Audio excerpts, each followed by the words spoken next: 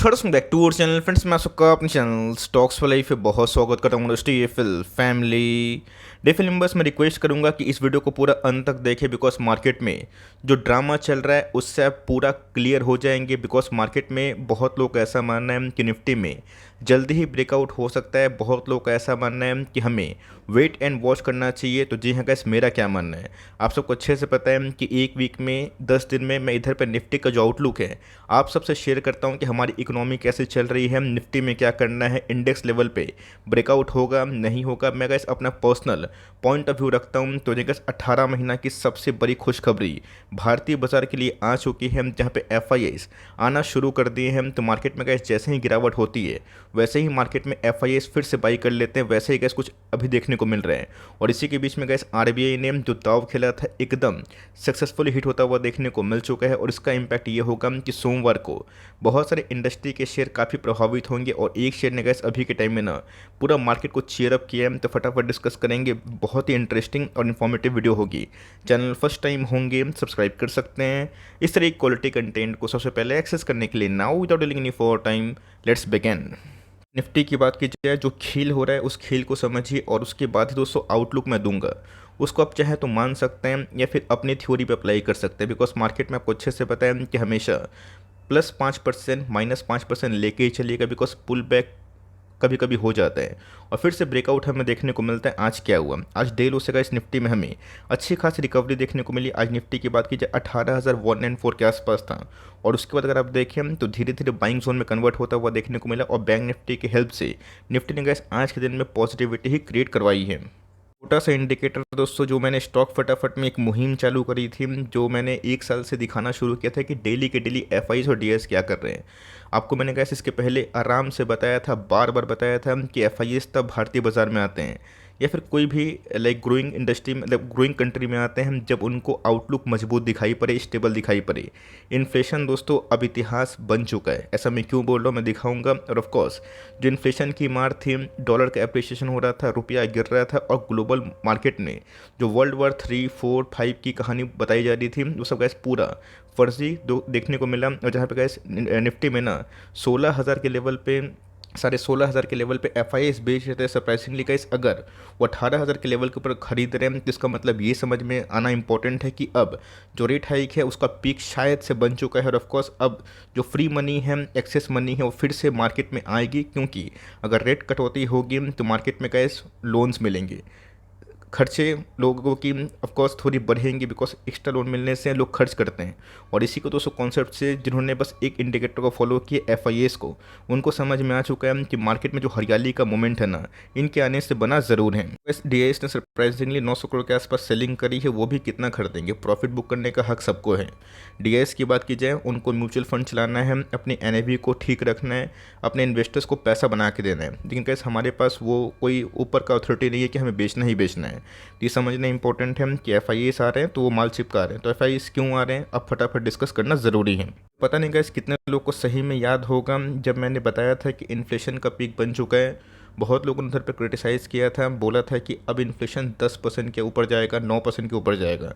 ख़राब केस की बात की जाए, भारतीय बाजार में 7.25% के बाद ना दोस्तों अभी के टाइम जो डेवलपमेंट हो रही है देख के सही में दिल को सुकून मिलेगा। बिकॉज सबसे पहले समझना इंपॉर्टेंट है, इन्फ्लेशन गैस अगर स्टबन हुआ था ना, महंगाई जो बहुत मजबूत हुआ था किसके वजह से हुआ था, खासकर यूएस बाज़ार की वजह से। क्योंकि उन्होंने बहुत ज़्यादा डॉलर छापे थे। अगर आप कोविड के पहले भी देखें ना तो हमारा गैस इन्फ्लेशन रेट एकदम हेल्दी नोट पे था, जहाँ पे अगर आप देखें वही 3-4% के आसपास हमें देखने को मिल रहा था। तो यहाँ पे गैस इन्फ्लेशन पीक बनने के बाद ना एकदम कंटिन्यूसली बेसिस पे गिरता हुआ देखने को मिल रहा है। और आज के जो आंकड़े हैं सही में मुझे बहुत ही अच्छे लग रहे हैं। उसको अच्छे से पता है कि यूएस में इन्फ्लेशन के जो आंकड़े आए उम्मीद से थोड़े बहुत कम हमें देखने को मिल रहे हैं। अब दोस्तों इंडिया का भी सीपीआई इन्फ्लेशन देखने को मिल रहा है, जहाँ पे 4.70% के आसपास एक्चुअल फिगर आ चुके हैं। फोरकास्ट कितना था, 4.80। मतलब ये धीरे धीरे दोस्तों जो टॉलरेंस बैंड है इसके अंतर्गत देखने को मिल रहा है। क्या कोई बता सकता है इधर पे कि आरबीआई का टॉलरेंस बैंड कितना है, कितना से कितना परसेंट इन्फ्लेशन को वो हेल्दी मानते हैं, +-2 वो सबको पता है। बट इसी बीच में ये जानकारी आपको पता होना चाहिए कि आरबीआई का टॉलरेंस बैंड कितना है। ये गाइस जितना कम होगा ना उतनी अच्छी बात है। तो बहुत लोग पूछेंगे कि सर अगर इन्फ्लेशन गिरना इतनी अच्छी बात है तो काश ये 1-2% के आसपास हो जाता। नहीं दोस्तों, ग्रोइंग इकोनॉमी में इंडिया जैसे देश में, एशिया जैसे देश में ना इन्फ्लेशन होना भी इम्पोर्टेंट है। वो इंडिकेट करवाता है इकोनॉमी में डिमांड है। जो कंट्री की बात की जाए विकसित हो चुकी है, उनके इन्फ्लेशन बहुत ही कम होते हैं। येस, यूएस का दोस्तों थोड़ा सा अपवाद केस है। चाइना को जाकर अगर आप देखें या वेरियस कंट्री की, वहाँ पे गैस ग्रोथ लैग होता है, जहाँ पे डिमांड भी काफ़ी हद तक टूट चुकी है। तो इधर पे गैस इन्फ्लेशन तो कम हुआ है, बट एक नेगेटिव न्यूज़ भी है। नेगेटिव न्यूज़ की बात की जाए, जो इंडस्ट्रियल डेवलपमेंट है उसकी जो दर है उसमें गिरावट हमें देखने को मिल रही है। तो इसका भी एक सोल्यूशन है। अगर इन्फ्लेशन कूल डाउन हो चुका है, मार्केट को लग रहा है कि अब रेट हाइक नहीं होगा, रेट कट होगा, तो ऑफकोर्स क्या है, जब रेट कट होगा ना, तो जो इंडस्ट्री की प्रॉब्लम है ग्रोथ की, वो धीरे धीरे ठीक होते हुए दिखाई दे सकती है। के बीच में अगर आप देखें 18 महीना का दोस्तों जो लोअर बैंड है उसकी तरफ आता हुआ देखने को मिल रहा है। तो मैं फिर से पूछना चाहता हूँ, कितने लोगों को सही में एक्चुअली पता है कि इन्फ्लेशन का जो टॉलरेंस बैंड है आरबीआई ने सेट किया था वो कितना परसेंट है? तो आरबीआई को दोस्तों शायद पहले से ही बहुत यकीन था कि इन्फ्लेशन कूल डाउन होगा। इसीलिए दोस्तों लास्ट एमपीसी मीट में ना आरबीआई ने कोई भी रेट कटौती मतलब रेट हाइक नहीं किया। ये गाइस उस समय संकेत था, और मैंने उस दिन ही बताया था कि अगर रेट कट होना शुरू होगा तब तो गैस और भी मजा आने वाला है। लेकिन यस, अगर इसी में पॉज अगर लग रहा है तो एनबीएफसी के लिए टर्निंग पॉइंट होगी। और उसके बजाय कब देखें कि 15-20 दिन में, एक महीना में जितने भी एनबीएफसी स्टॉक्स है सबके सब भागे हैं। तो इसी बीच में गैस आरबीआई ने ना जो मास्टर स्ट्रोक खेला था, फेड ने भी उसको कॉपी किया, और फेड ने जो कमेंट्री की थी वो बहुत ही हॉकिश नहीं की थी। यहाँ पे गैस फेड ने जितना बीपीएस पॉइंट बढ़ाना था बढ़ा दिया। अब वो गैस डेटा को देखेंगे। अब डेटा की बात की जाए, वो धीरे धीरे काफ़ी कूल डाउन हो चुके हैं। यहाँ गैस फटाफट अब थोड़ा सा इंपॉर्टेंट चीज़ है, आपका भी आईक्यू में टेस्ट करूंगा, नॉलेज टेस्ट करूंगा। इन्फ्लेशन कमज़ोर हो चुका है, तो मतलब बहुत सारी कंपनीज़ के क्या होंगे, इनपुट कॉस्ट कम होंगे। मतलब जो खर्चे कंपनी के एक्स्ट्रा बढ़ गए थे, मटेरियल कॉस्ट, अब वो कम होंगे। जो कंपनी के ऊपर जो मार्जिन का प्रेशर था अब वो धीरे धीरे रिलीज होगा। और इसका इम्पैक्ट दोस्तों 1-2 क्वार्टर में नहीं, 6 महीना के बाद पूरा विजिबल दिखाई पड़ेगा। तो ब्रिक्स इंडस्ट्री की बात की जाए, सीमेंट की बात की जाए, कंक्रीट की बात की जाए, सैंड की बात की जाए, रीइंफोर्समेंट की बात की जाए, ग्लास की बात की जाए, प्लास्टिक की बात की जाए, वुड की बात की जाए, टाइल्स की बात की जाए, सिरामिक की बात की जाए, स्टील की बात की जाए, इन सबको तगड़ा बेनिफिट मिल सकता है। बिकॉज इनके क्या हुए थे, सेल्स तो बढ़ रहे थे बट गैस हाथ में मुनाफा कम बच रहा था, और जिसकी वजह से स्टॉक मार्केट में ताबड़तोड़ पिटाई हमें देखने को मिली। तो वीडियो को पॉज करो, क्या सही बता सकता है कोई कि जो मैंने गैस आपको चित्र दिखाया, ब्रिक्स, सीमेंट, कंक्रीट, इनमें से कौन कौन से शेयर स्टॉक मार्केट में लिस्ट हैं? ये गैस तो देखते हैं कि सही में किनको सही में इंडस्ट्री की नॉलेज है कि रीइंफोर्समेंट में, ग्लास में कौन कौन से स्टॉक मार्केट में लिस्ट है जिसको हम ट्रैक करते हैं। तब दोस्तों आपका आईक्यू जो लेवल है, नॉलेज लेवल है, नेक्स्ट लेवल पे रहेगा। ये गाइस मैंने आपको इतनी कहानी इसलिए बताई है कि इन्फ्लेशन कूल डाउन होने से अब इनके प्रॉफिटेबिलिटी बूस्ट होंगे, जिसकी वजह से गाइस मार्केट आउटलुक पॉजिटिव है। और यही रीज़न है मेरे हिसाब से जो गाइस एफआईआईज़ को भारतीय बाजार में अट्रैक्ट कर रहे हैं। बस दोस्तों टाटा मोटर्स ने भी हिला दिया है। रेवेन्यू की बात की जाए, प्रॉफिटेबिलिटी की बात की जाए, सब में तगड़ा उछाल।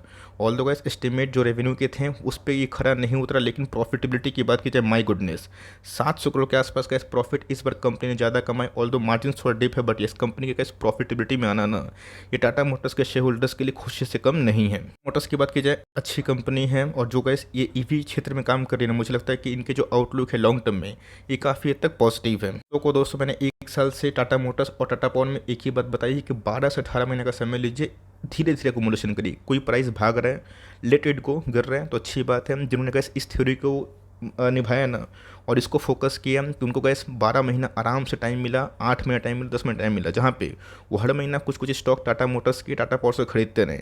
और इसका फल ये हुआ कि टाटा मोटर्स ने गैस आज सही में बहुत ही तगड़ा रिवॉर्ड दिया। तो जिन गैस अगर ये जो इतिहास का लेवल है ना, अगर जिस दिन गैस टाटा मोटर्स 600 का लेवल तोड़ेगा तो बहुत लोगों को ऐसा लगता है कि टाटा मोटर्स में बवाल होगा।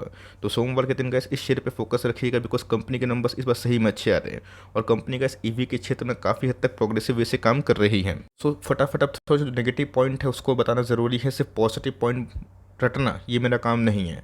आपको दोनों चीज़ बताना मेरा काम है कि पॉजिटिव आउटलुक क्या है, नेगेटिव आउटलुक क्या है। क्रूड गैस जितना नीचे गिरेगा हमारे भारतीय बाजार के लिए डबल बेनिफिट होगा। एक तो गैस हमारा जीडीपी श्रिंक होने के बाद कंटिन्यू बढ़ेगा, रेट कट से गैस इकोनॉमी को बूस्ट मिलेगी, और जैसे जैसे गैस ब्रेंट क्रूड में नरमी आएगी वैसे वैसे हमारा इंपोर्ट बिल कम होगा, और इससे हमारा विदेशी जो मुद्रा भंडार है फॉरेक्स वो बढ़ेंगे। और साथ ही साथ दोस्तों इंडियन आउटलुक में काफ़ी पॉजिटिविटी भी आ सकती है, और हमारा पैसा बचने से हम लोग क्या कर सकते हैं, उसको डेवलपमेंट में लगा सकते हैं। हाल फिलहाल में गैस जो बजट आया था फेब में, वहाँ पे गैस गवर्नमेंट ने 1 लाख करोड़ एक्स्ट्रा जो कैपेक्स है वो अनाउंस किया था, जिससे गैस रोज़गार में बढ़ोतरी होगी और बहुत सारे गैस जो इंसेंटिव्स हैं पीएलआई उन सबको गैस बढ़ावा मिल सकता है। और नेगेटिव न्यूज़ है जिसको ढकना मेरा काम नहीं है, बताना मेरा काम है। जहाँ पे पॉजिटिव बात है तो कुछ नेगेटिव बात है। 1 जून के बारे में बहुत लोग डिस्कस कर रहे हैं कि शायद फर्स्ट टाइम होगा जहाँ पे यूएस अपना जो डेट का सीलिंग है उसको नहीं बढ़ाएगा, तो डेट डिफ़ॉल्ट हो सकता है, जिसको लेकर दोस्तों बाइडन ने इस मीटिंग को नेक्स्ट वीक के लिए पोस्टपोन कर दी है। तो मेरे हिसाब से गैस इस पे पूरे बाजार का फोकस है। बट यस, अगर सही में एफआईएस को लगता कि इतना कंसर्न का मैटर है, यूएस डेट को चुका नहीं पाएगा, डिफ़ॉल्ट कर देगा, तो मार्केट दोस्तों पहले से ही क्रैश हो जाता है। ये गैस होने का तो हो सकता है, बट ये होने नहीं देंगे। अगर ये होते हैं ना, अगर ये होने दे देंगे ये डिफ़ॉल्ट को, तो आप समझ सकते हैं कि यूएस तो वर्ल्ड की सबसे बड़ी इकनॉमी है, तो पूरे वर्ल्ड का क्या होगा। और साथ ही साथ गैस इनका नामो निशान मिट जाएगा। और जो नेक्स्ट टाइम सोच रहे हैं कि मैं फिर से प्रेसिडेंट की दावेदारी पेश करूंगा, तो वो भूल जाइए। इसी को मद्देनज़र रखते हुए जून अब बहुत दूर नहीं है। अगर आप देखें तो मई का 12 दिन खत्म हो चुका, 18-20 दिन बाकी है।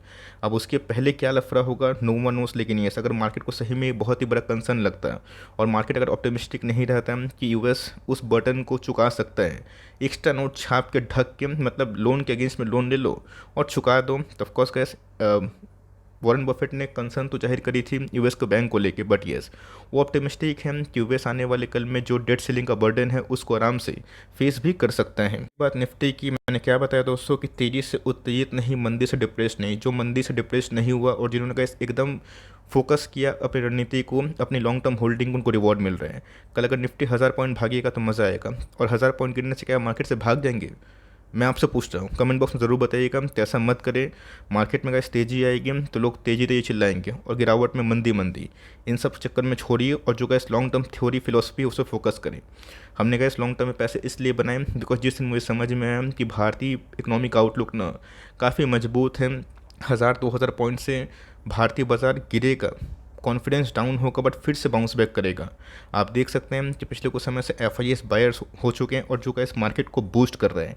अभी तो गैस कंपनीज की प्रॉफिटेबिलिटी बहुत बूस्ट हो गए हैं। यहाँ पे कैसे अगर ट्रेंड लाइन देखने ड्रॉ, तो निफ्टी अभी भी अप ट्रेंड में देखने को मिल रहा है, कि बहुत ही हाई चांसेस हैं कि इसको अगर सस्टेन कर पाएगा तो बहुत सारे स्टॉक्स में जो कि गिरावट हुई थी उन सब में तेज़ी आ सकती है। तो ऑफकोर्स गैस इसको पूरा फॉलो ना करें, अपनी दिमाग भी लगाए। मैंने कैसे अपना आउटलुक दिया कि मुझे तो कैसे माहौल पॉजिटिव लग रहा है अनटिल अनलेस कोई बड़ी नेगेटिव न्यूज़ ना आ जाए और उससे कैसे आपका बिजनेस जिसको आप होल्ड करते हैं वो इम्पैक्ट ना खा जाए।